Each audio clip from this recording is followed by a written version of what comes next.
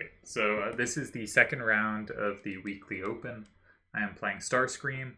It is a no combo rule set. And that makes it, I think, very technical, kind of just who can lock in. And often power hands will dominate. It looks like to me like I have a better hand here. I don't have a good corner card in 7, but my hand is otherwise somewhat directionally balanced. And I think their hand, with the 2 corners for 1, the kind of up, down, and side to sides, 3 corners for 1, really. They have quite a big disadvantage that hopefully we can exploit. Directionally, they do have a 7 in every direction, which I do not have. I do not have a 7 to the left. Though, hopefully, it won't be something I need to have. Though maybe it will. They have 2 7s to the right. That can be difficult to handle. I think this is a really drawish rule set. In that without combo, it can be hard to find advantages. And so I would expect... a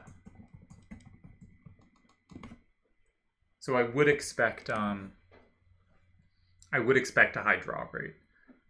And it will be... You have to sort of have a bigger amount of outplaying without combo on to win, I think, than you do with combo on. So I watched the Akiyama Blizzard game earlier, and they went in opposite corners, but Blizzard could not retake his own corner from one way, so he fell way behind positionally, and there was no kind of combo potential to use to catch up. And I think it was just lost from there. So really focusing on making sure all my moves work at a very basic positional level. All right, they play a weak corner from the opposite end of their strengths. This makes a ton of sense. I am never capturing this, I don't think, because they have recaptures that immediately lock in a card, and the whole goal here is never give them something free. Never give them something to lock in. Instead, my instinct is something more like going in the opposite corner where they have potentially limited ways to take. That's my instinct. I also like playing in adjacent corners. I think those throw a lot of players off. The one downside of playing in an adjacent corner is I definitely would want to play, I think, in 7 rather than 3. 3 is, the square I have a lot of corners for. 7 is not. And if I do go in 7 and they go in 2, it might be hard for me to find safety in 1 or 3, which are the squares I'd ideally like to play in. But maybe they can't avoid it. Depends what I put in 7. So I'm currently thinking 5, 4, 6, 6, and 7. And my point is sort of, one, I want to play on the left because they definitely have a left weakness. If I can get the 4, 6, 3, 7 out of their hand, that would be fantastic. 2, any card they put in 2, I think surrenders something to me. I think either I get safety in 1 or 3, or I get safety in 8, any of which I'd be pretty happy with.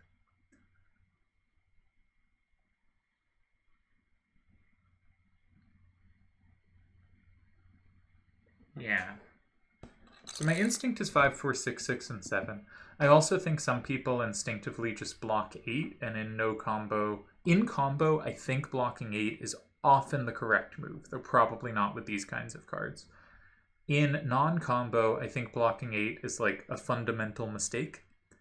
So playing a move that makes it more likely they'll make a mistake based on the rule set seems the way to go.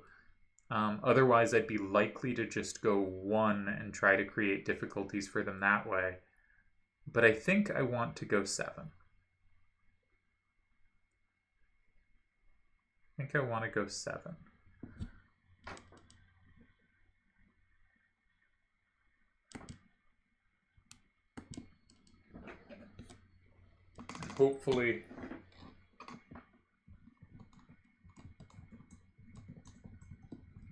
Hopefully this is more likely to induce mistake, or create safety for me next turn. Now, one idea could be to follow up with 7, 5, 4, 6, and 8 at some point, but their recapture in 6 with 3, 7, 6, 4, and 6 does set them up to capture my 7, so not so hot. Otherwise, they don't have a capture in 4 that sets themselves up to have a capture in 5. But they do have a capture in 6 that sets themselves up to have a capture in 5. I think I just said 7 for some reason in the last sentence. Ignore that.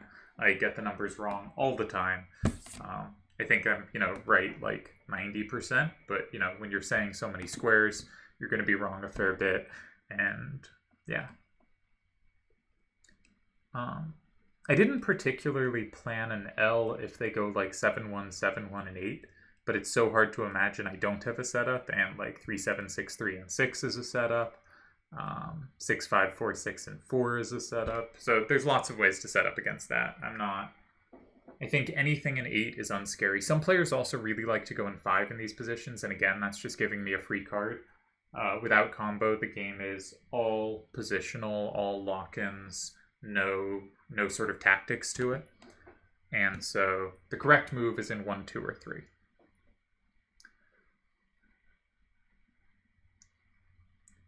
If they played something like 5, 7, 6, 2 or 3, 7, 6, 4, and 1, I would almost certainly play 7, 5, 4, 6, and 4, because I think their 4, 6, 3, 7 there is really overworked.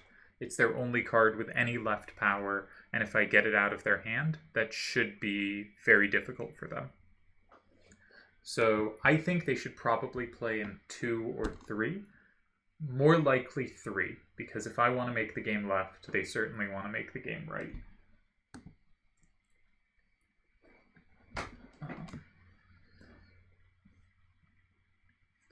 And specifically, I want to use the 7, 4, 5, 6, and 4, because I want to make their... Not because like they can't capture back or anything, of course they can capture back a big corner in 1, but because I want to make as many squares as possible where 4, 6, 3, 7 is their only card for that square.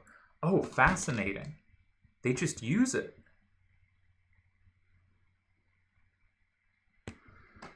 All right, so now I should be playing for a win.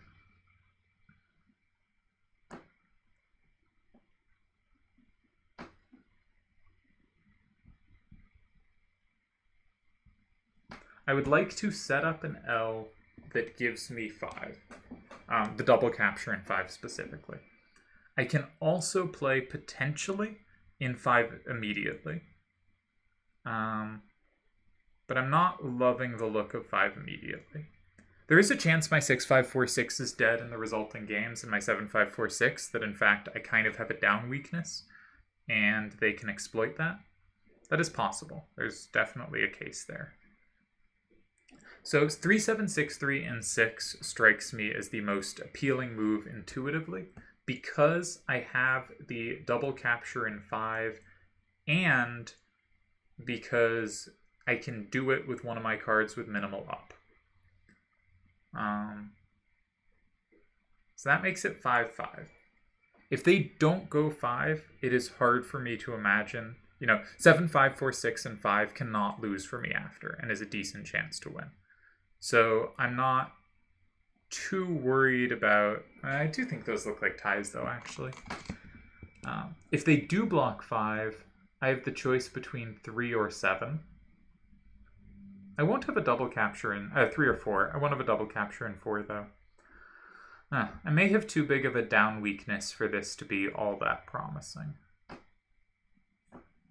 Which would be rather a shame.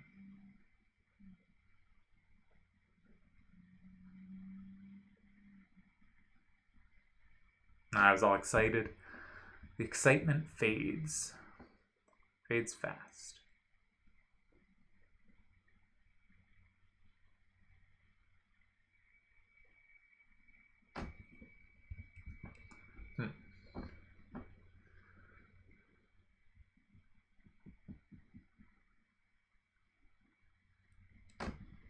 Yeah, the 2 4s down really hurt here.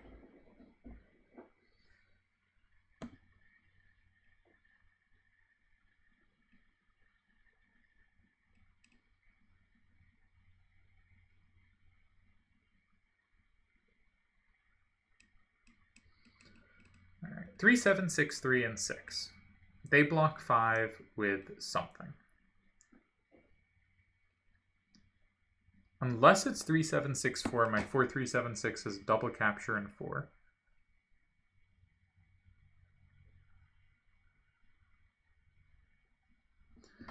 Looks very tie-ish to me. It's very drawish. I think I do want to make the threat in 5, and it does give me recaptures in 3 using the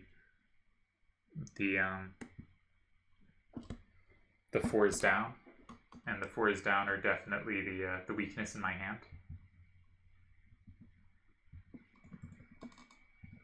So the main thing I think we've learned this game is he might have done it really smartly here because I didn't think I had a way to exploit it, but he might have a propensity to play in 8 in adjacent corners, which means in future games in our match, I should try to look to exploit that because that is usually a mistake. And whether or not I could take advantage of it here, it might be something I can take advantage of in the future. So 3, 7, 6, 4, and 5 I mentioned, but that would be a bad move because that lets my crummy down cards play in 4. And if they play either of the others, I have double captures in 6 that basically will never be enough to win because they go 5, I go 3, they go 2, I have a double capture in 4, and that's a tie because they have a capture at the end. Because positionally, I need them to have 2 things they can't do if they're on first turn, right? I need them to make 1 positional mistake and have 1 thing they can't capture, or 2 positional mistakes or 2 things they can't capture. 8 is fundamentally a positional mistake in that it lets me secure before they do.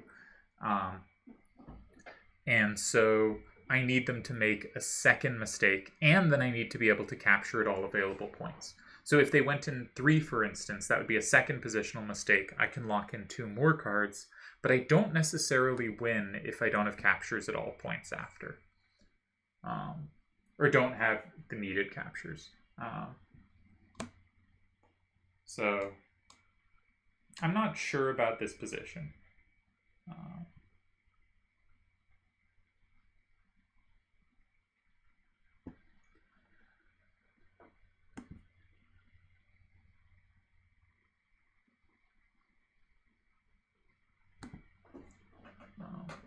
I think he should probably block 5, though he might be able to get away with going 3. Sometimes also just 4 is good, right? I take some cards, but they have good cards in the end for 1 and 3 or something like that, and it's enough. Here, that doesn't seem very likely, but could be the case, right? I would love to see him go in 3. I would be happy to see 1 or 2.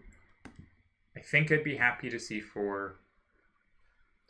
I'm not really calculating all that precisely because it's a very positional game without combo. I have locked in 1 extra card, so I have some advantage, but I do not think is enough to win given my down weakness. And because I didn't think there was a line that could win, I didn't spend that much time calculating different lines. So I think I did take up most of my time. I just didn't actually consider very much while doing it. Excellent practice, of course. Let's look at Starscream's account.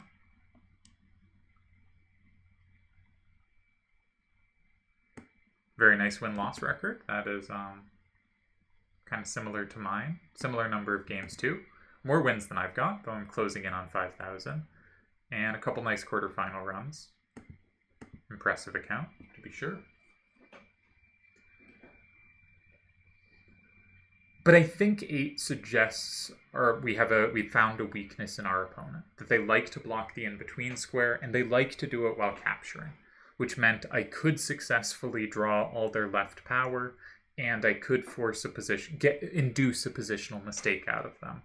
Now, I might not be able to do much with it. That certainly happens all the time. But I think given that intuitively you'd think they'd want to hold on to the 4, 6, 3, 7, this feels like potential weakness. Though maybe, probably, they realized the game is downwards if I go in 8. My opponent has a down weakness, and this card won't play well going down. That's probably what they were thinking. They go in 2. I had expected this not to be a scary move. That doesn't mean it isn't, though. If I go in 4, I take a 6-4 lead. They go in 5, but they are guaranteed recaptures on the last turn. If I go in 5, however, 5 is where I have hope. If I go in 5, I go up 6-4. They go in 3, it's 5-5. I can capture... Not enough. Okay, don't have hope for 5 anymore.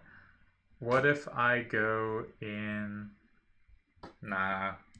They did it. Yeah. Can we go 1? Is 1 at all sneaky? Not really. They take with 5-7-6-2. They go up 6-4, and we lose.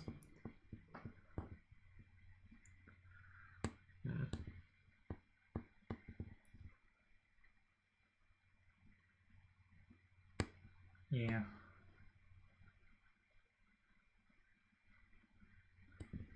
Not much to be done.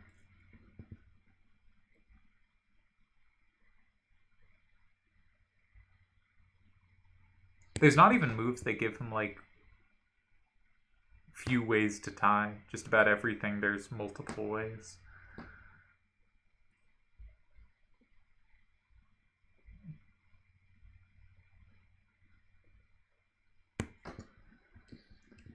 Man, I did not realize early enough how redundant the 6-5-4-6 and 7-5-4-6 were. That doesn't mean I'd have played any differently, but... And this was a good move of theirs, because if I go in 3, I get in a lot of trouble.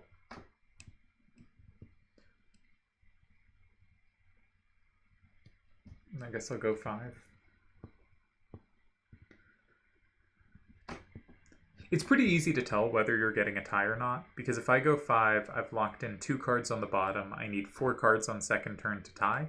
If they go in 3, I go in 4. I have a capture, and I lock in 5, so that gets me to my 4 cards.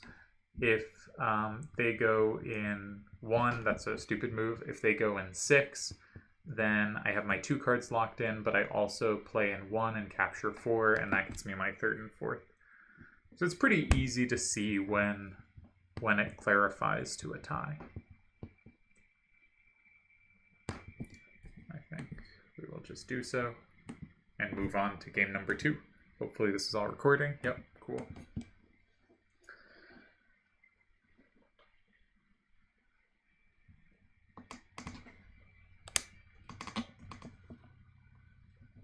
I think a nice move in 2, very elegant. But the kind of moves that probably play better with combo on. 2 is fine without combo or with combo.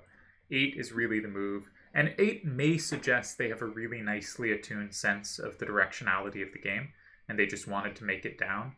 But it is a positional error, which doesn't mean it's a losing error or anything like that. It's a concession.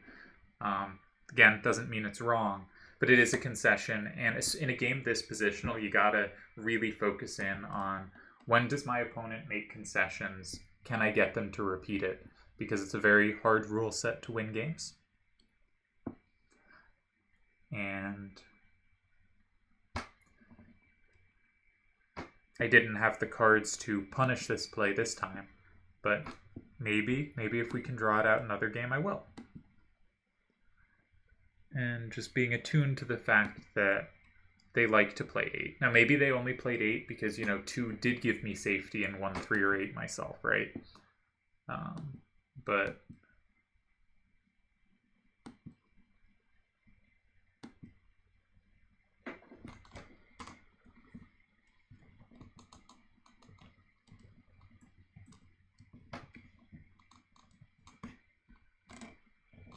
we do what we can. And so we have sort of a note on our opponent. I think in general, having notes on opponents enclosed is useful, though I've tended to be lazy about doing it. Very drawish rule set, for sure.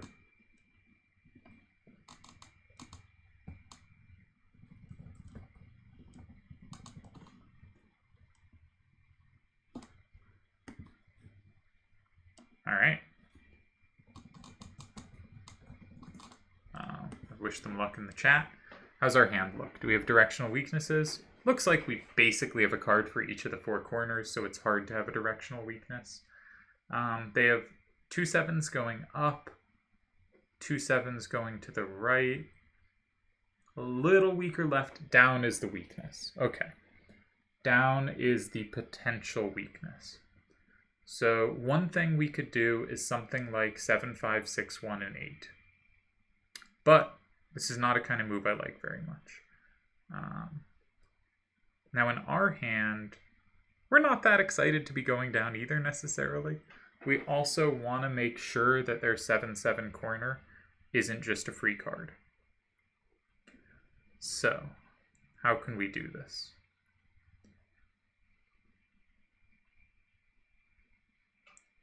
Well, our 6 4 5 7 in 9 is actually just safe.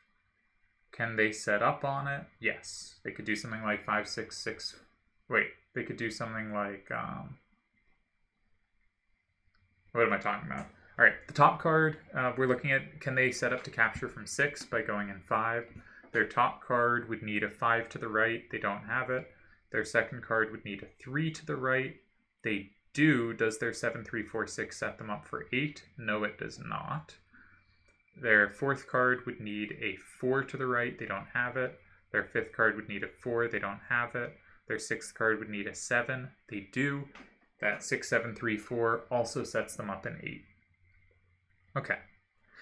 I can allow this though, because if they play 6 7 3 4 and 5, my 6 2 7 5 has double captures in both squares touching it. So I think I can allow this.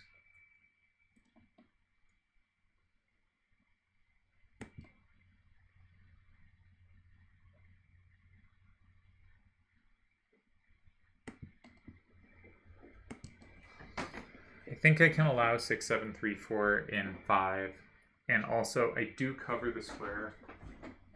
My phone's ringing. It says scam likely. We shall not be picking it up.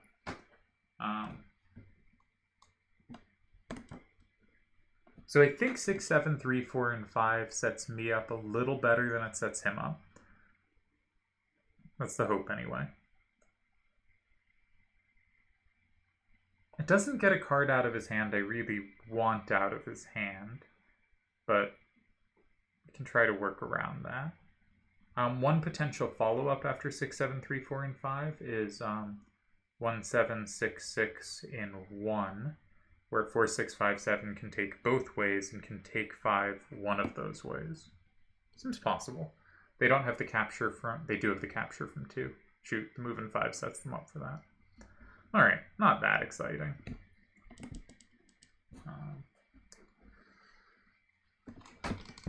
I don't know. It's going to be hard to pick up a win on this rule set against an aware player unless the hand screws one of us. I also don't particularly have a plan if they play like 7 1 4 7 and 8 or 7 1 4 7 and 6.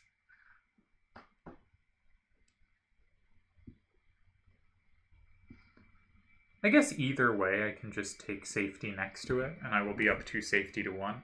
Though I have to make sure they don't have a setup in 5 after, right? Because if I go in 8 and they go... And if they go in 8 and I go in 7 and they go in 5 and can set up on both 7 and 9 at once, then I'm going to fall behind in locked in cards. So... can't necessarily play in those squares. Okay, they do pick it up, so they're probably going in... they didn't pick up the 7 7. Yep. So one idea I had here was 1 7 6 6 in 1, which sadly they can take both ways.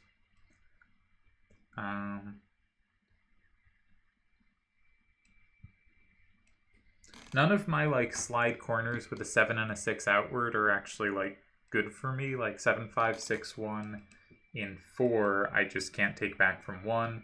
1 7 6 6 I can take back both ways, but I don't think really inconveniences them at all.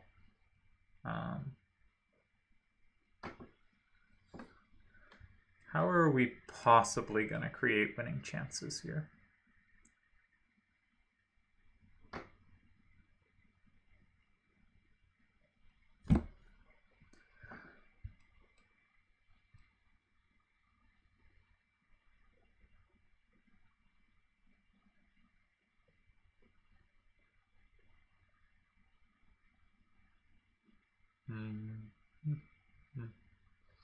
So the positionally correct moves are 1, 2, and 4. So I'm basically just looking there.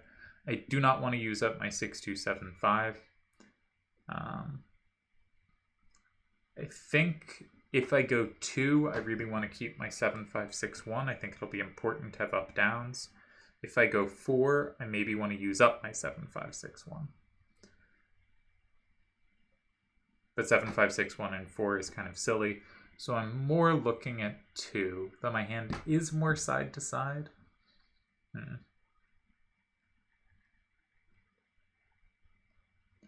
If I go in 4, I do concede safety in 7. Now that would give up their capture in 6, so that might not be the end of the world, but I don't love it. If I go in 2, I do not concede safety in 1, though I probably do concede safety in 4. And I really don't think I want to do that either.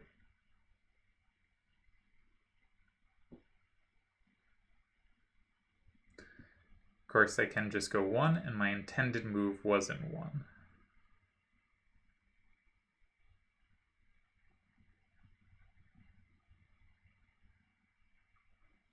I do have pretty good ways to recapture it.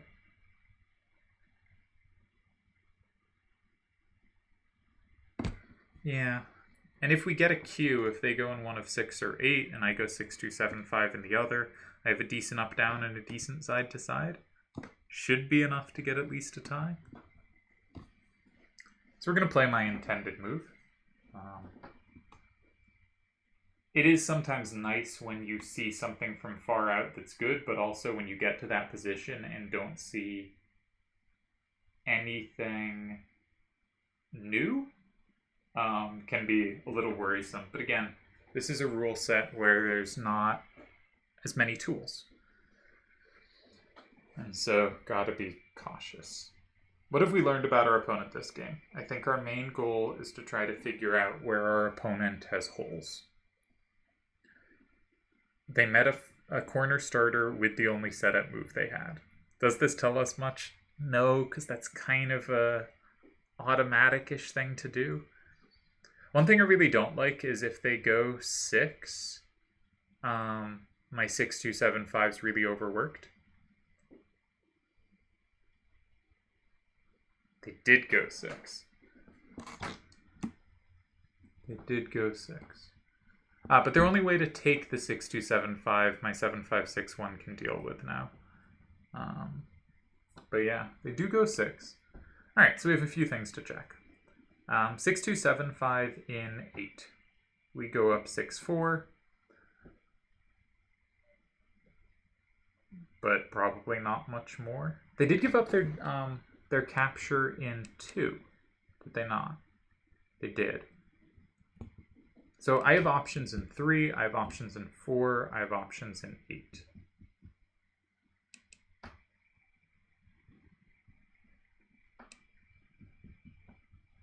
So a standard sequence, if I go in 8, would be they go in 3, I go 2, they go 4. If they go 3, with presumably 7, 1, 4, 7, I have no captures, but I am up 6, 4. They don't have a double capture, and my 7, 5, 6, 1 sweeps them. So they can't go 3 at the end there. If they go 2, my 4, 6, 5, 7 takes something else. I'm up 7, 3. They can't go 2. If they go 4, I presumably go 7. I'm up 7, 3, and I have at least my 6, 2, 7, 5 is my 4, 6, 5, 7 is guaranteed a capture if they take in 2, and they don't have moves for 2.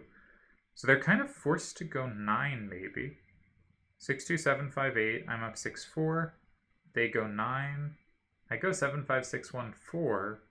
I'm still up 6, 4. They don't have a double capture.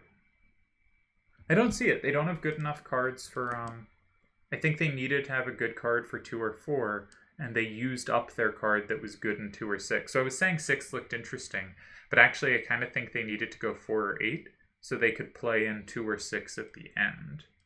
I could just be missing something, and it's possible they missed I had this plus here. But I think this is a win. Gotta remember to record the game because there's going to be a reset of games. So gotta make sure I have everything for my database.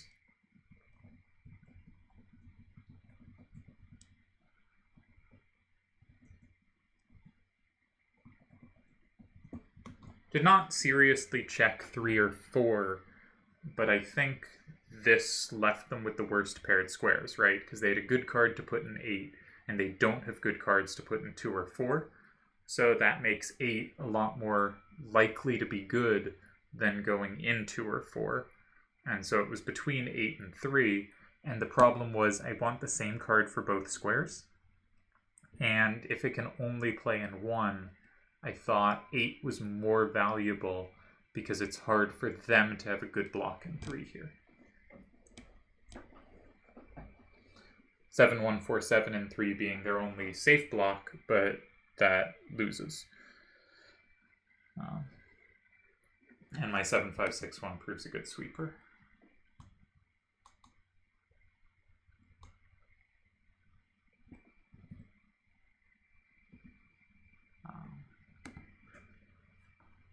Yeah.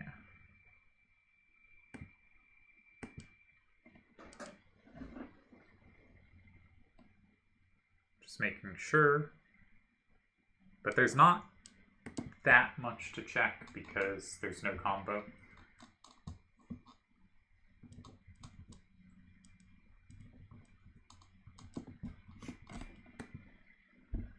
I think Starscream played pretty reasonably here. I actually kind of liked their move in 8 in the first game. I know I called it an error a lot, but it did give my hand significant troubles, so it made sense in the specifics. 4, 5, 6, 1, 7, 3, 4, 6 left over. Alright. Happy with the win. I am now through to the semifinals, where I will be facing one of Delial or Scythe. So, kind of rooting to face Delial because need revenge for the last chat tournament. But we'll see how it goes. No combo open. I really like no combo closed. I think no combo open is interesting and very good at training fundamentals, much like no combo closed, but it is a very annoying rule set to play when you're in a series where you need to win a game. And one of the tournament series I most regret, I ended up getting an activity loss, which I think was absurd, but I don't need to complain too much about that one. But my opponent and I were both very strong players. It was a no combo set. And I just don't think either of us were ever going to lose in a hand game, because neither of us could get a bad random. Both of us had good hands. I don't think there was a way to really counterhand what either of us were doing. And we both played well enough that, you know, if neither of us was going to outplay the other by a large enough amount to get through the margin of error that no combo offers. So I think it's a good rule set, but sort of a good rule set for something longer term than a single elimination format, I guess. And so it's a rule set I personally do not love to see in majors and would rather see it in these weekly open type things. But still not super enthused about it here either. Though it didn't end up taking too long, so I guess I am just wrong. And none of the series on it have gone all that long. So I guess we'll end there.